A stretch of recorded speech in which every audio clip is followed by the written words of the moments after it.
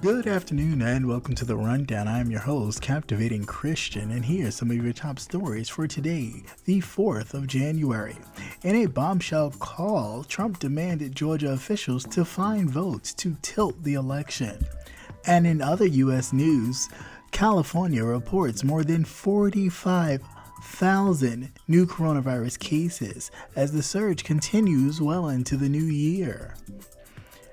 And in a case update, in the Ahmaud Arbery case, lawyers for Travis and Gregory McMichael have requested the prohibiting of calling Ahmaud Arbery a victim and banning spectators who wear Black Lives Matter attire in the courtroom during the upcoming trial. And D.C. mayor has asked residents to stay away from protesters who come to our city seeking confrontation. And a COVID relief fund was only for Black residents. Then came the lawsuits. Oregon has earmarked more than $62 million for explicitly benefiting Black individuals and business owners. Now, some of the money is in limbo after lawsuits alleging racial discrimination. And meet the first Black woman to lead a White House press briefing. Let's get to the news.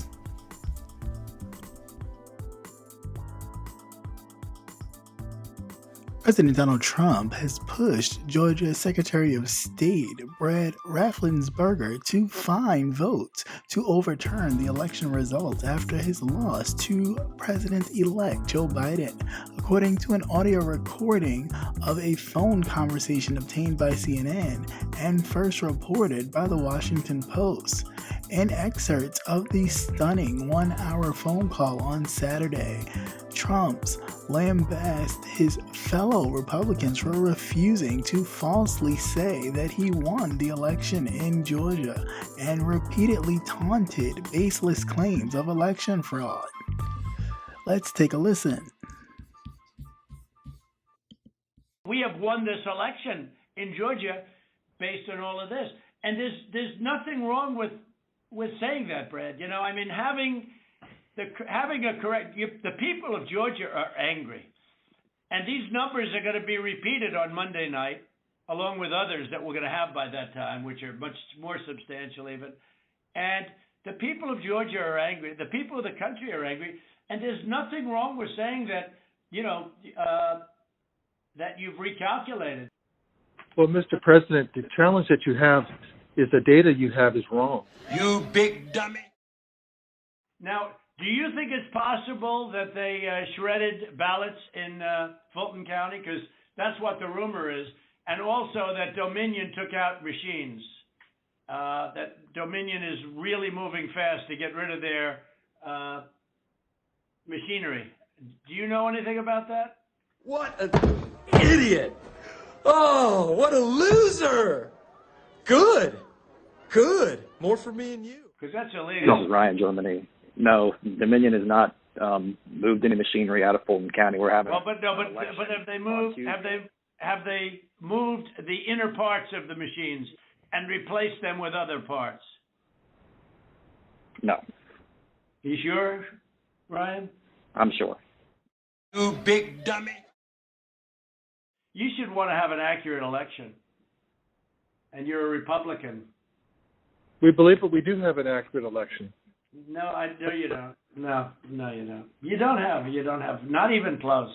You're off by hundreds of thousands of votes. Wait a minute. Who are you? You know what they did, and you're not reporting it. That's a criminal offense, and you can't let that happen. That's a big risk to you and to Ryan, your lawyer. That's a big risk. But they are shredding ballots, in my opinion, based on what I've heard, and they are removing machinery, and they're moving it as fast as they can, both of which are criminal fines, and you can't let it happen, and you are letting it happen. I'm notifying you that you're letting it happen. So, look, all I want to do is this. I just want to find 780 votes, which is one more than we have, because we won the state. So tell me, Brad, what are we going to do? We won the election, and it's not fair to take it away from us like this. And it's going to be very costly in many ways. And I think you have to say that you're going to re-examine it, and you can re-examine it, but re-examine it with people that want to find answers, not people that don't want to find answers. For instance, I'm hearing Ryan, and he's probably, I'm sure, a great lawyer and everything, but he's making statements about those ballots that he doesn't know. But he's making them with such, he did make them with surety, but now I think he's less sure, because the answer is they all went to Biden. And that alone wins us the election by a lot. You know, so. Mr. President, you have people that submit information, and we have our people that submit information, and then it comes before the court, and the court then has to make a determination. We have to stand by our numbers. We believe our numbers are right. Well, under law, you're not allowed to give faulty election results, okay? You're not allowed to do that, and that's what you've done. This is a faulty election result. And honestly, this should go very fast. You should meet tomorrow, because you have a big election coming up, and because of what you've done to the president, you know, the people of Georgia know that this was a scam. And because of what you've done to the president, a lot of people aren't going out to vote. And a lot of Republicans are going to vote negative because they hate what you did to the president, okay? They hate it. And they're going to vote. And if you would be respected, if this thing could be straightened out before the election. You have a big election coming up on Tuesday. According to 52 U.S. Code 2511, Section B, a person, including an election official who is in election for federal office, knowingly, willfully depriving, fraudulent, or attempting to deprive or defraud the residents of a state of a fair and impartially conducted election process by a procurement or a submission of voter registration applications that are known by the person to be materially false, fictitious, or fraudulent under the law of the state in which the election is held, or B, a procurement, casting, or tabulation of ballots that are known by the person to be materially false, fraudulent, or fictitious under the laws of the state in which the election is held, to be fined in accordance to Title 18, which fine shall be paid unto the general fund of the Treasury. Miscellaneous receipts pursuant of Section 3302 and Title 31, not withholding any other laws or imprisonment for more than 5 years or both. And basically, in a nutshell, to break it all down to what that is saying, is that in a state, no official can fraudulently tabulate or lie about the results of an election. If they are convicted and found guilty of doing that, as he was doing on this tape, there is a fine that comes with that. Also, 5 years in prison. You can either get one or the other or both. And he keeps pushing this envelope. He did it in 2016, and I really don't care what people say, because people don't change how they are or the things they do. If they get away with it the one time, they will do it again. And he has basically shown you that he's gotten away with it, and he'll do it again, and he'll do it as many times as he can until you let him get away with it once again. So this is plainly obvious, just like it was obvious when he had the president of Ukraine and tried to finagle them to get dirt on Hunter Biden and Joe Biden in order to receive military aid. just like in 2016 when he had the Russians help him win the election against Hillary Clinton. I mean, what more evidence do you need?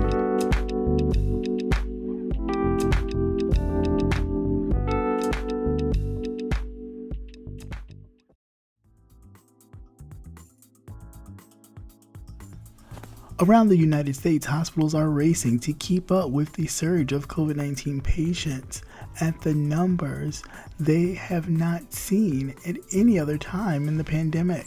On Sunday, the country reported 544 current COVID-19 hospitalizations, setting a new record according to the COVID Tracking Project. The number has exceeded 100,000 for more than a month.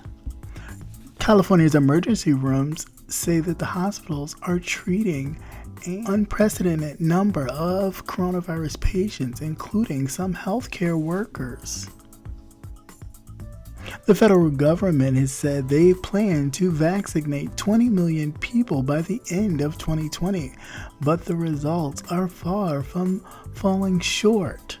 More than 13 million vaccine doses have been distributed by the federal government to states and local counties. More than 4.2 million vaccine doses have been administered. Dr. Fauci, the director of the National Institute for Allergy and Infectious Diseases, said on Sunday that the United States has fallen behind the administering vaccines, but hopes that momentum will pick up in the first few weeks of January.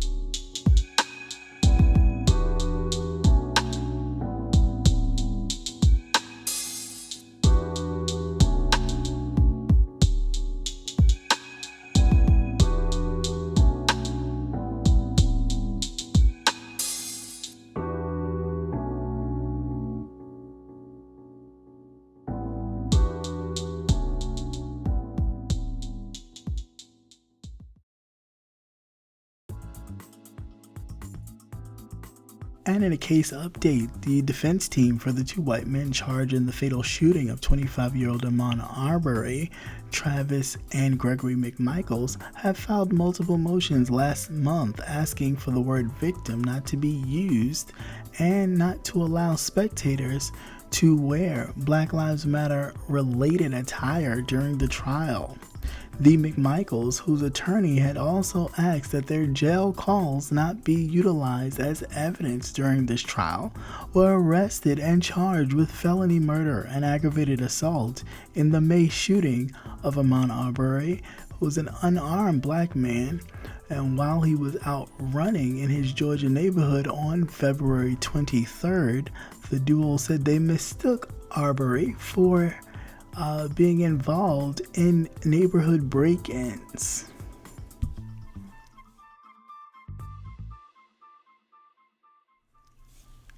And both Travis and Gregory McMichael have pleaded not guilty but were denied bond. And again, the attorney who's asking to deny people to come in with Black Lives Matter attire, they've also asked that anything sporting any kind of clothing or face mask with the messages like Black Lives Matter, I can't breathe, I run with Ahmaud, and justice for Ahmaud inside the courtroom should not be allowed. DC Mayor Muriel Bowser on Sunday asked the area residents to stay away from protesters who come to the city seeking confrontation. This week, officials are preparing for a planned demonstration against Congress. Certification of President-elect Joe Biden's victory. Bowser released a statement asking for residents to avoid downtown DC on Tuesday and Wednesday when pro-Trump protesters are planning to be in attendance. The mayor's office issued a reminder on the Capitol's gun law, noting that protesters and others cannot carry firearms within 1,000 feet of the demonstration, and guns are illegal on the U.S. Capitol and National Park Service grounds, including Freedom Plaza and the National Mall. Bowser's administration also noted that D.C. outlaws open and carry firearms and does not offer reciprocity with other states' concealed pistols license, so only those given a concealed license in D.C. can conceal them. The D.C. mayor has also instructed the D.C. Homeland Security and Emergency Management Agency to set up D.C.'s Emergency Operations Center starting on Monday for response to the demonstration. At a pro-Trump protest that the Proud Boys attended last month in the city of D.C., at least 4 people were stabbed, and a church's Black Lives Matter banner was also burned. Several Republican House and Senate members have said that they will challenge the Electoral College results amidst to get enough support in the Congress to send the matter to a mostly Republican state legislator, but Congress is extremely unlikely to back the vote to challenge as Democrats control the House, and several Republican senators and party leaders have spoken out against the effort.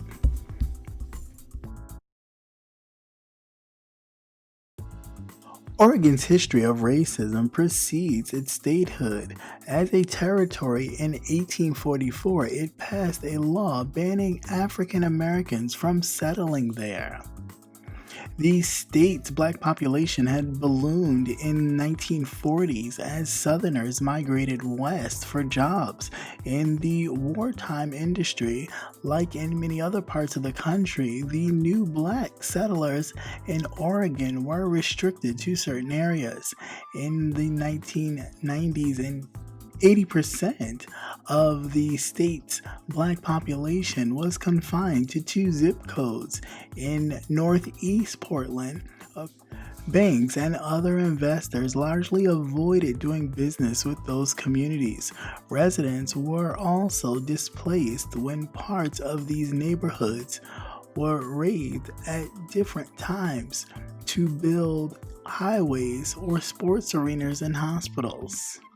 That history of robbing many African Americans of opportunities to build wealth, historians say, is a legacy that continues. The racial wealth gap in counties like Multnomah, which includes Portland, is larger now than it was 40 years ago, with black residents fewer assets than other racial groups.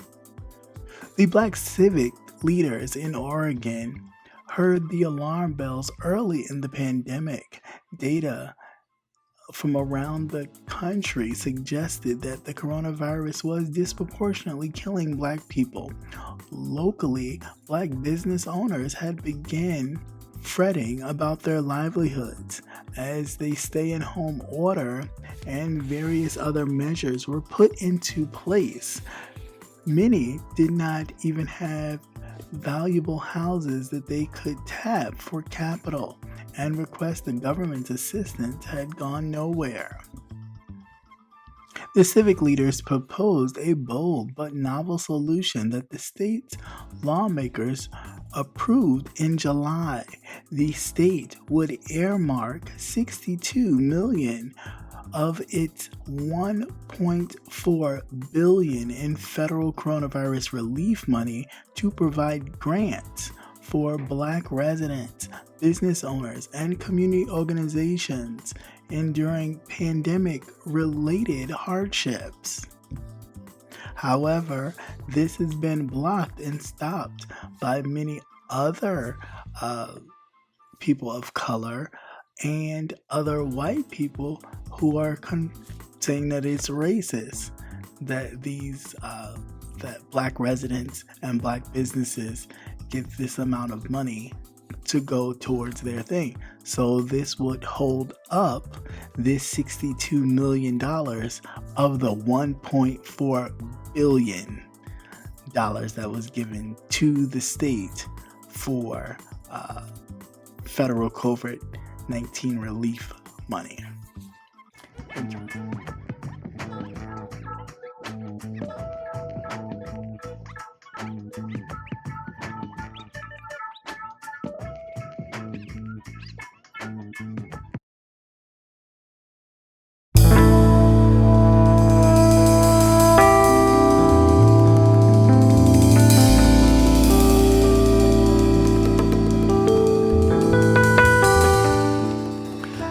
And be sure to join Jay Wilson, Rebel Sun, The Official Kingpin, Conscious TV, and Captivating Christian this and every Thursday at 6:45 Central Standard Time, 7:45 Eastern Standard Time for the Gentleman's Panel, where we are not afraid to go there and discuss an array of topics. See you there.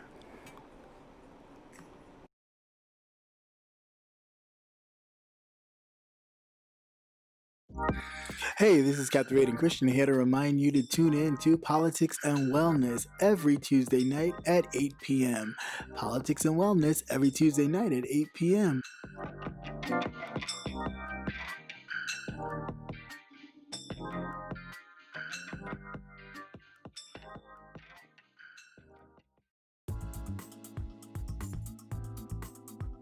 The fact that Biden's briefings will not be the first time a black woman has served as the main voice of the presidency.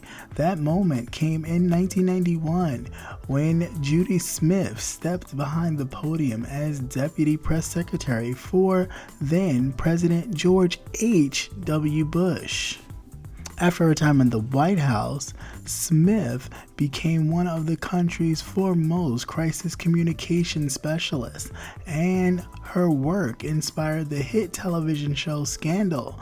Despite this renowned, Smith's role as the first black woman to lead the White House briefing has rarely been acknowledged, and there's been a few available photos and videos of her time behind the podium. Well, Smith says she was never treated any differently by her colleagues in the West Wing. There were incidences in which she faced discrimination outside of the White House.